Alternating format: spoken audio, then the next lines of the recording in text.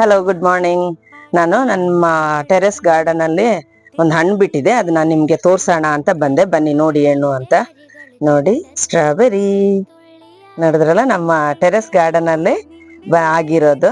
ನಾನು ಹತ್ತತ್ರ ಒಂದು ವರ್ಷದ ಆಯ್ತು ಈ ಗಿಡ ನಾನು ಹಾಕ್ಬಿಟ್ಟು. ಇಲ್ಲಿವರೆಗೂ ಏನೂ ಆಗಿರ್ಲಿಲ್ಲ, ಆಗೋದಿಲ್ವೇನೋ ಅಂತ ಅನ್ಕೊಂಡಿದ್ದೆ. ಆದ್ರೂ ನಾನು ಪೋಷಣೆ ಮಾಡ್ತಾ ಇದ್ದೆ. ಸಂಹೋ 1 ವರ್ಷ 10 ತಿಂಗಳಾಯ್ತು, 1 ವರ್ಷ ಇಲ್ಲ 10 ತಿಂಗಳಾಯ್ತು. ಇವಾಗ ಬಂದಿದೆ, ಹಣ್ಣು ಬಿಟ್ಟಿದೆ ನೋಡಿ. ಖುಷಿ ಆಯ್ತು ನೋಡಿ, ಜಾಸ್ತಿ ಇದೆ, ಇಷ್ಟೊಂದು ಹಣ್ಣಿದೆ. ಅದ್ರಲ್ಲಿ ಒಂದು ಹಣ್ಣಾಗ್ಬಿಟ್ಟಿದೆ ನೋಡಿ. ಹಣ್ಣಾಗ್ಬಿಟ್ಟಿದೆ, ತಿನ್ಲಿಕ್ಕೆ ಕರೆಕ್ಟ್ ಆಗಿದೆ. ಇವಾಗ ಅದನ್ನ ನನ್ನ ಮಕ್ಕಳು ಕೀಳಿ ಅಂತ ಇದ್ರು, ಸೊ ನಾನು ವಿಡಿಯೋ ಆದ್ಮೇಲೆ ಕೇಳ್ತೀನಿ ಅಂತ ಇಟ್ಕೊಂಡಿದ್ದೆ. ಇದರಲ್ಲಿ ನೋಡಿ, ಈ ತರ ಬ್ರಾಂಚಸ್ ಎಲ್ಲ ಜಾಸ್ತಿ ಇತ್ತು. ನಾನು ಅದನ್ನೆಲ್ಲ ಕಟ್ ಮಾಡಿ ಬಿಸಾಕ್ಬಿಟ್ಟೆ. ನನ್ಗೆ ಗೊತ್ತಿಲ್ಲ ಅದರಲ್ಲಿ ಇದಾಗುತ್ತೆ ಅಂತ. ನೋಡಿ, ಇವಾಗ ನೋಡಿ ಇಲ್ಲೆಲ್ಲ ಹೂ ಬಿಟ್ಟಿದೆ. ಇದೆಲ್ಲ ಒಂದು ನೆಕ್ಸ್ಟ್ ಕಾಯಿ ಆಗ್ಲಿಕ್ಕೆ ರೆಡಿ ಆಗ್ತಾ ಇದೆ. ಆಕ್ಚುಲಿ ಎಲ್ಲಾ ಬ್ರಾಂಚಸ್ ಇದ್ದಿದ್ರೆ ಇನ್ನೂ ಜಾಸ್ತಿ ಹಣ್ಣು ಬಿಟ್ಟಿರೋದೇನೋ.